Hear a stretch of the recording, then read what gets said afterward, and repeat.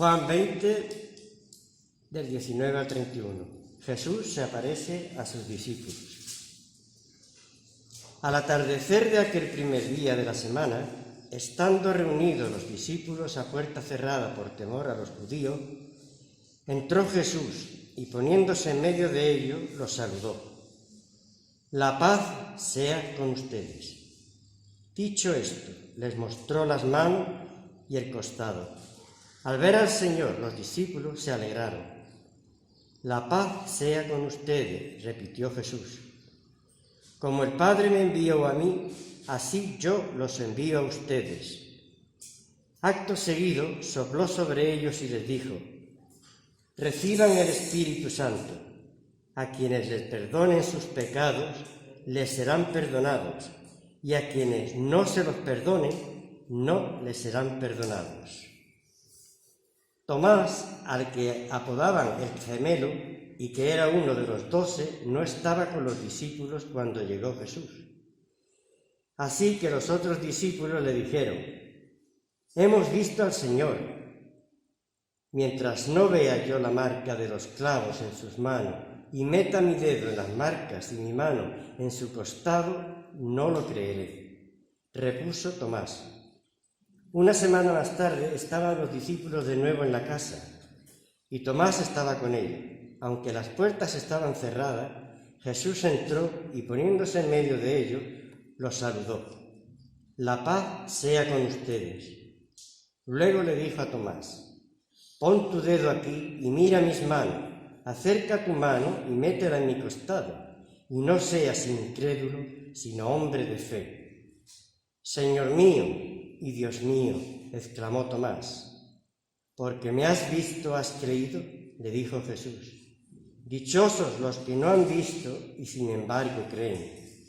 Jesús hizo muchas otras señales milagrosas en la presencia de sus discípulos, las cuales no están registradas en este libro, pero éstas se han escrito para que ustedes crean que Jesús es el Cristo, el Hijo de Dios, y para que al creer en su nombre tengan vida. Amén.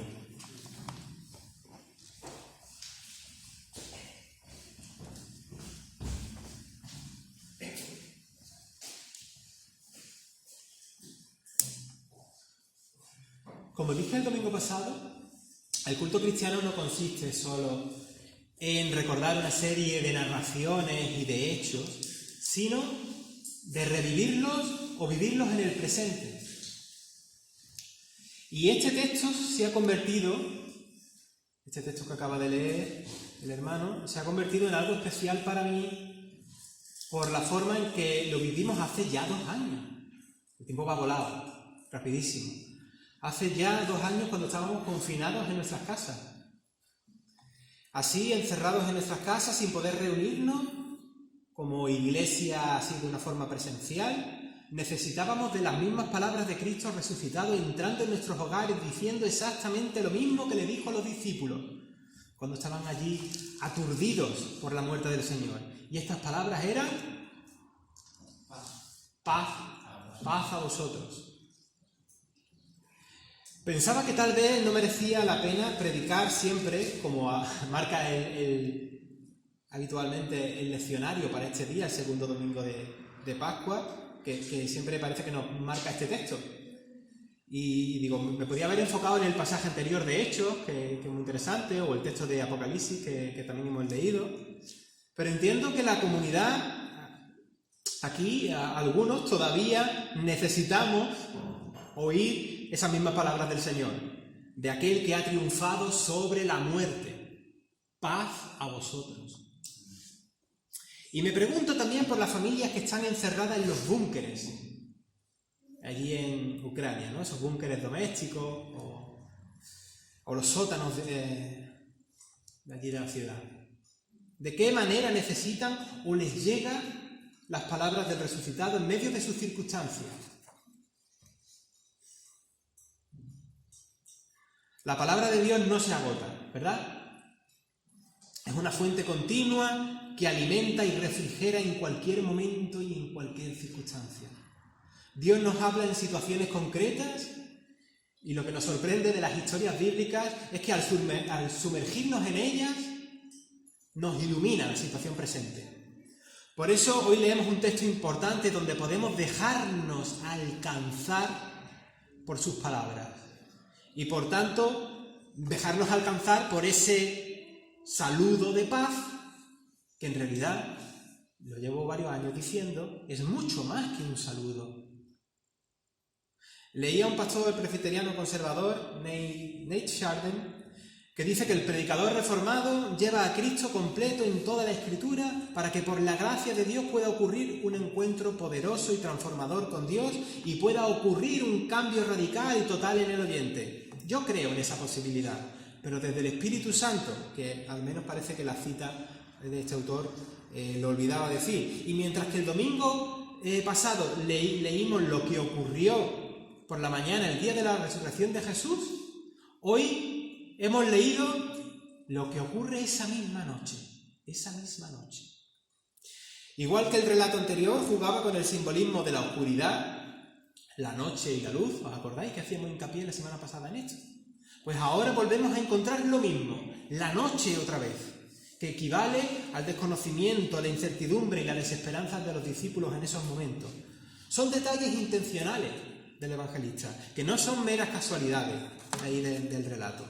Tenemos a los discípulos escondidos, encerrados en una casa con las puertas cerradas, con miedo a las autoridades judías, para no correr la misma suerte de ser crucificados como sediciosos del imperio, que es lo que habían hecho con Jesús. El único que no estaba con ellos era Tomás, que el pobre ha pasado a la historia, ¿verdad?, como el incrédulo.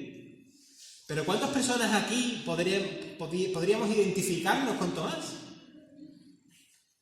Cuando leemos estos textos, por nuestra actitud, o no sé, solemos identificarnos con los demás discípulos, ¿verdad? Y miramos a Tomás como, qué poca fe tienes, Tomás. Pero es importante que nos veamos a nosotros mismos como si fuésemos Tomás, para de esa forma tener luego una respuesta de parte de Dios.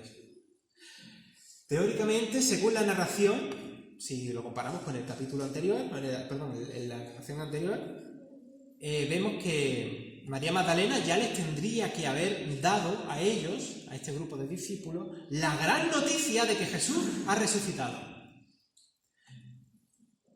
Si esto es así, vemos que los discípulos no le han hecho mucho caso a María Magdalena. No están contentos ni celebrando el resucitado. Están atemorizados y desalentados por lo que parece que no han creído ese anuncio de María, la apostolorum que decíamos la semana pasada. Quizá lo mismo es porque, como también recordamos, el testimonio de una mujer en aquel tiempo no tenía mucha validez si no era respaldado por un hombre. Quizá fuera por eso. La cosa es que los discípulos no le han hecho mucho caso.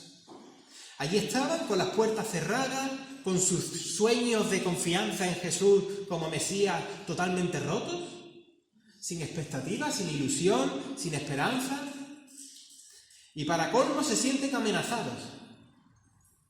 Es un cuadro interesante el que tenemos aquí, donde la tristeza y el miedo pues lo envuelven todo, ¿no? Lo inunda todo.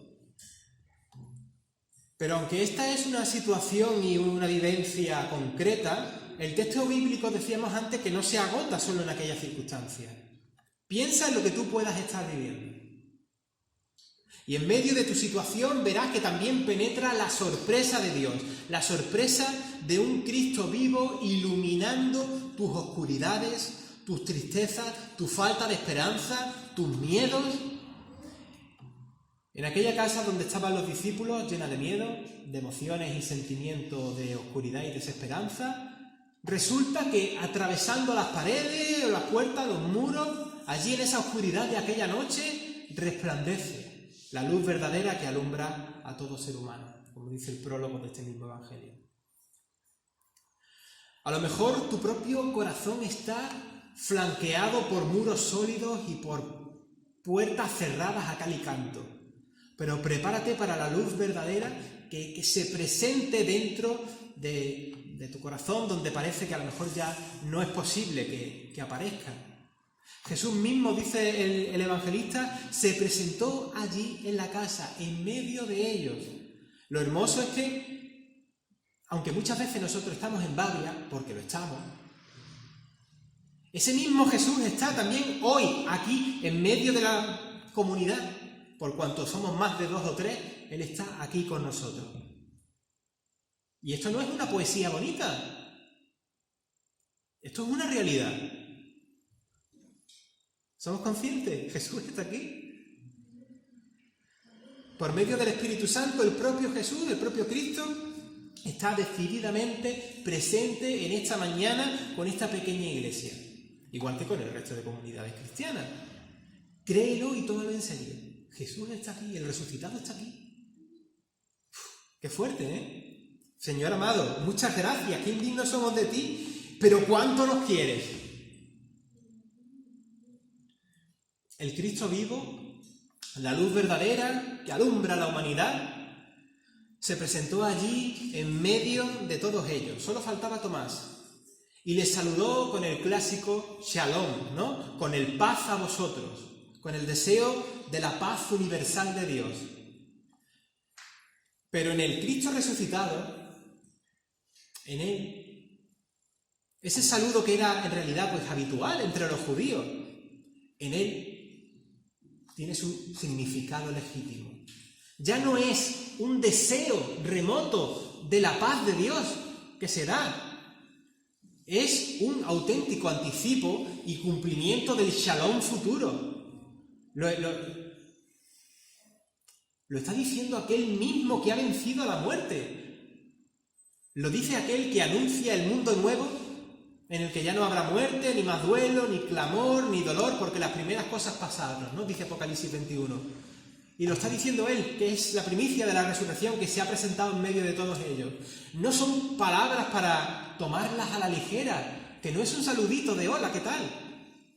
Ahí hay mucho fondo. No es un saludo vacío, es un cumplimiento. Son palabras que reafirman la esperanza, son palabras que consuelan. Es palabra de Dios que certifica la proximidad de su reino.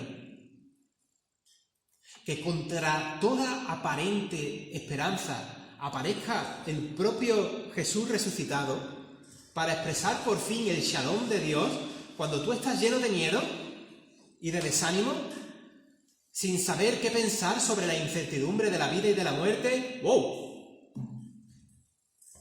Ahí ves que Jesús es nuestra roca. Descubres que con la resurrección de Cristo, la maldición de la cruz es en realidad un triunfo que nos trae paz y certeza de lo que Dios ha hecho por medio de Jesucristo. Por eso, hermanas y hermanos, permitidme que le dedique tiempo, el tiempo suficiente a esto. Porque esto no es un saludo de shalom cualquiera. No es un paz a vosotros cualquiera. Está en la boca del que ha regresado de los muertos. Y lo están oyendo los discípulos que están atemorizados, desanimados. Estaban dando por sentado que el proyecto mesiánico de Jesús había fracasado. ¿Tú te imaginas esa situación? Y es que, ante los ojos humanos, llevar a la cruz a un inocente, al inocente en mayúscula, a los ojos humanos, digo, es un fracaso. Pero es que Dios coge eso que parece un fracaso y lo traduce en la gran victoria. En otra ocasión sus palabras fueron: mi paz os dejo, mi paz os doy, yo no la doy como el mundo la da, no se turbe vuestro corazón, ni tenga miedo. No tengáis miedo. Dice el texto que seguidamente allí mismo les enseñó las manos y el costado que habían sido traspasados por su muerte. No era otra persona, era Jesús mismo que había sido cruelmente crucificado. Eran las heridas del costoso camino del siervo sufriente que encontramos cientos y cientos de años antes en el profeta Isaías. Ahí están, haciendo contraste con la gloriosa resurrección que ahora mismo están presenciando.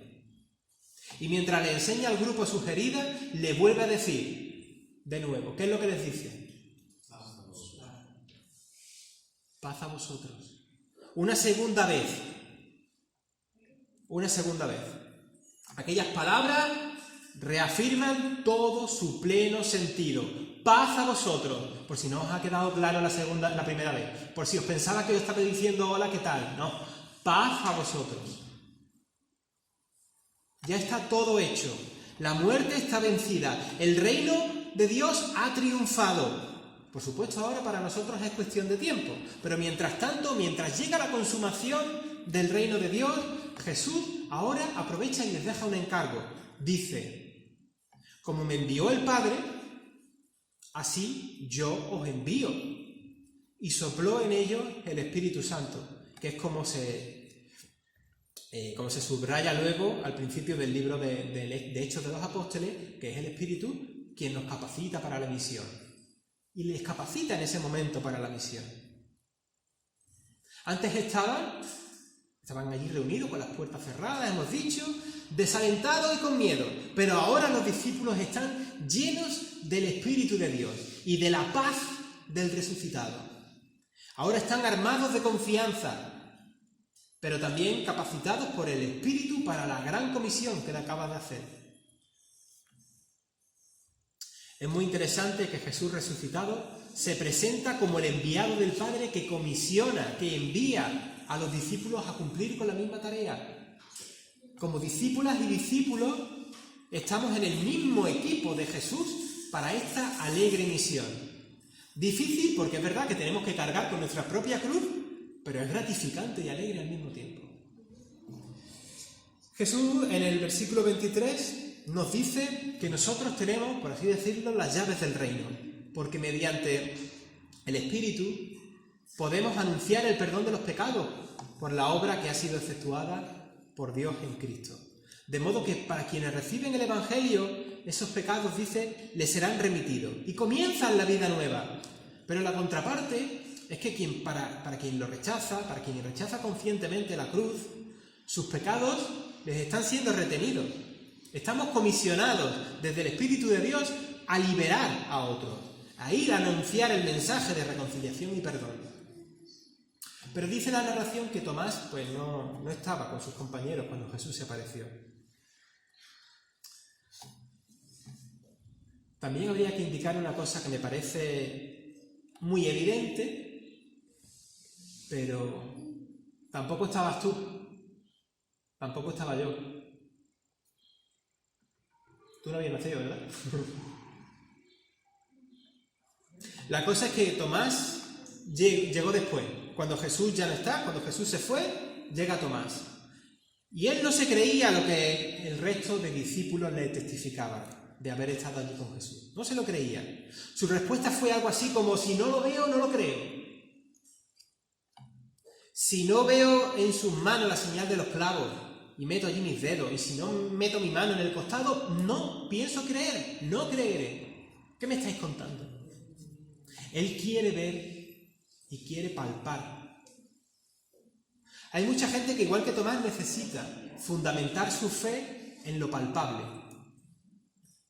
Muchísima gente lo necesita. En lo tangible. Necesitan ver para creer. Y ojo, aquí casi que nos salpica a todos de una forma u otra. Tantos apologetas de moda que hay van por ahí buscando evidencias tangibles para convencer a otros, o quizá para convencerse a ellos mismos, para tapar sus propias dudas, no sé. O tantas iglesias que... No voy a entrar en cuándo es real y cuándo no, pero cuando forman espectáculos de supuestos milagros, esas iglesias funcionan. Y las que se dejan influir por el éxito del mundo y tienen respaldo de dinero, financiero o seguridades, también funcionan. Son iglesias según Tomás, tienen lo tangible para creer, lo necesitan. No estoy haciendo tampoco un critiqueo ni nada de eso, ¿eh?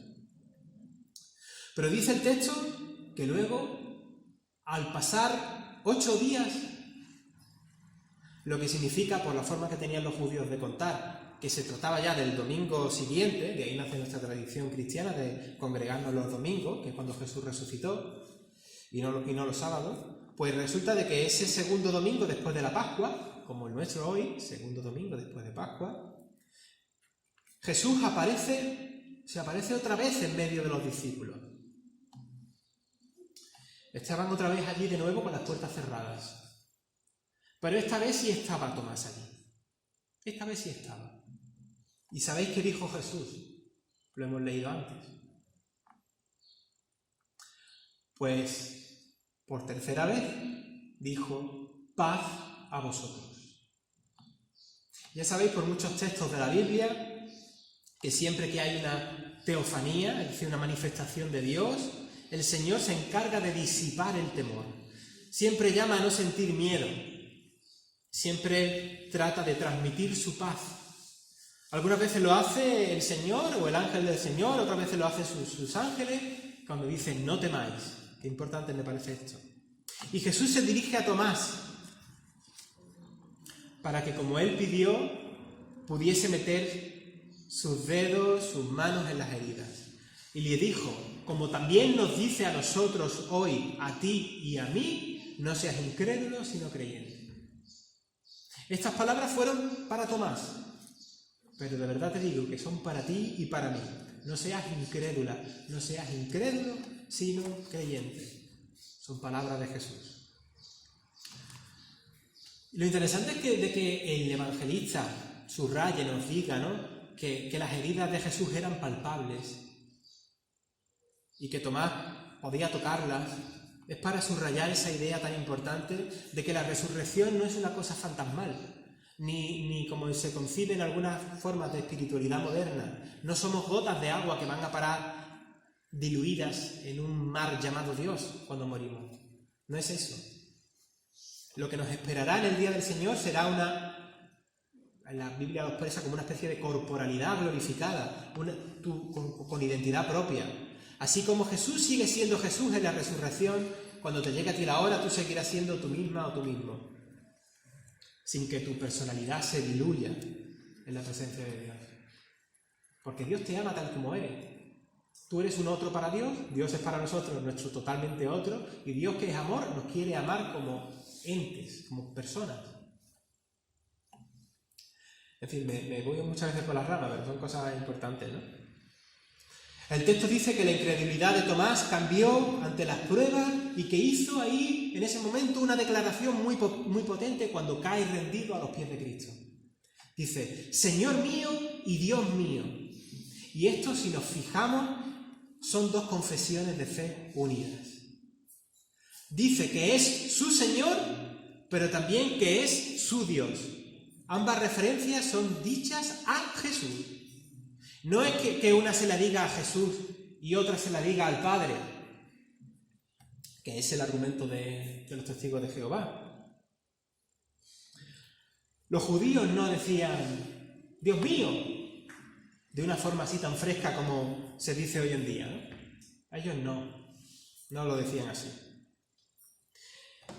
No es una exclamación en plan, Dios mío, qué impresionante. No. Y menos en aquella época que evitaban decir el nombre de Dios a toda costa. Sino que es una confesión dirigida al propio Jesús, como he dicho antes.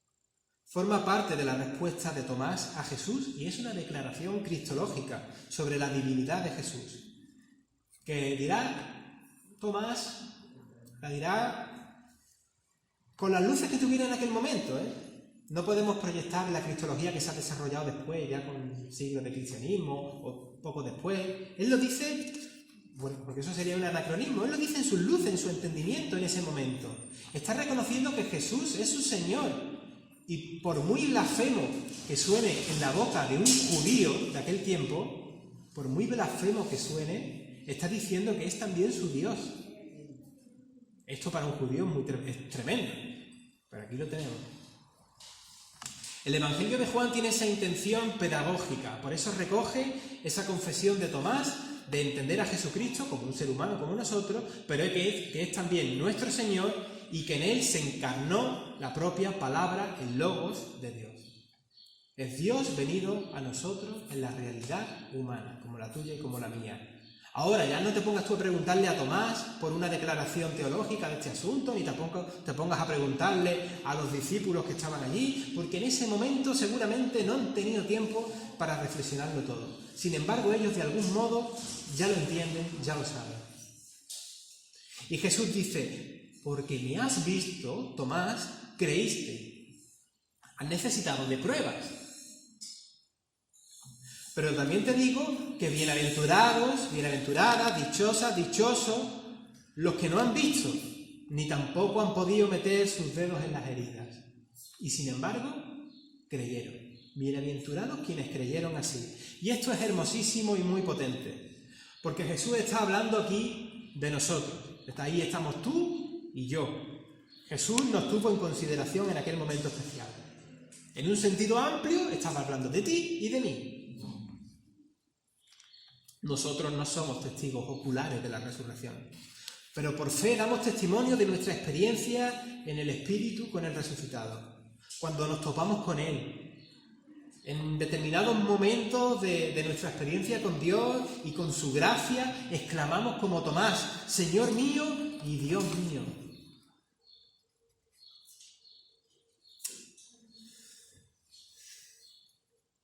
Para terminar, porque aquí hay un encargo de Jesús, ¿verdad?, a los discípulos. Recuerda que nuestra misión no es compartir un mensaje teórico sobre Jesús y sobre el Evangelio, sino comunicar una experiencia transformadora que nos renueva y lo renovará todo cuando llegue el momento. El que resucitó, Jesús, es también quien nos dijo, he aquí yo estoy con vosotros todos los días, hasta el fin del mundo. Nada nos va a separar del Señor, ni nada hay que nos separe de su amor. Shalom. La paz esté con vosotros. Soli Deo.